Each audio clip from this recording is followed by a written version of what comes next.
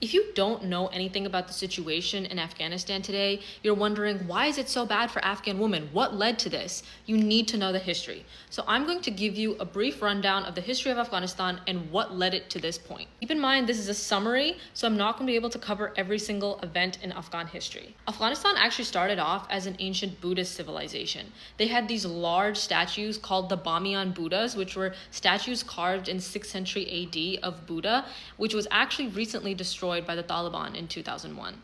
Afghanistan is also famously called the graveyard of empires, which means that many empires and people have tried to rule over Afghanistan, but none have been able to stay for very long, which honestly speaks to the bravery and self-determination of the Afghan people.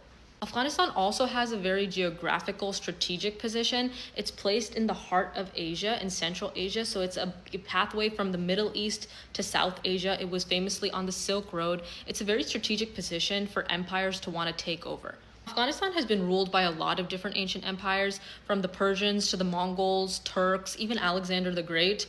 But they're never able to stay for very long, which is, again, tying back to the name, the Graveyard of Empires. This is very important to note because Afghanistan has had a long history of empires coming and going, coming and going, coming and going. So now we see 1747 and onwards, which is what we call modern-day Afghanistan.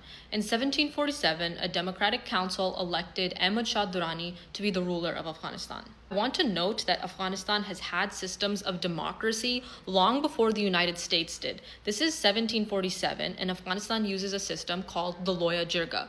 This is a Pashtun system where the tribal elders all come together and democratically vote on different issues, whether that's conflict resolution or appointing a leader. I want to note that America was born in 1776, and Afghanistan democratically elected their leader in 1747. So the notion that America birthed democracy and brought democracy to Afghanistan is not only false, but actually Afghan democracy has existed long before American democracy. Now, from the 1830s to 1919, you have what we call the Great Game. The Great Game was essentially a face-off between Russia and Great Britain. So Great Britain had obviously colonized India at that point, and they were scared that Russia was going to try to take Afghanistan to then defeat Great Britain. So in order to fight Russia, they thought they have to take Afghanistan first before Russia takes Afghanistan, and then uses Afghanistan to then destroy the British Empire in India. Now, this led to a series of 3 major wars called the Anglo-Afghan Wars. The first Anglo-Afghan War is a legendary story. Great Britain tried to invade Afghanistan and implant their own leader and take out the current leader so that they could control Afghan government. And it ended up being one of the biggest failures in British colonial history. Afghan forces clapped back and they took control of Kabul again in 1942, January. They took out every single one of the 16,000 forces in the British Army, and they left one surviving surgeon in the army to tell the tale. His name was William Bryden, and he was left in Jalalabad. The Second Anglo-Afghan War led to a treaty in which Britain ended up taking control over the foreign policy of Afghanistan.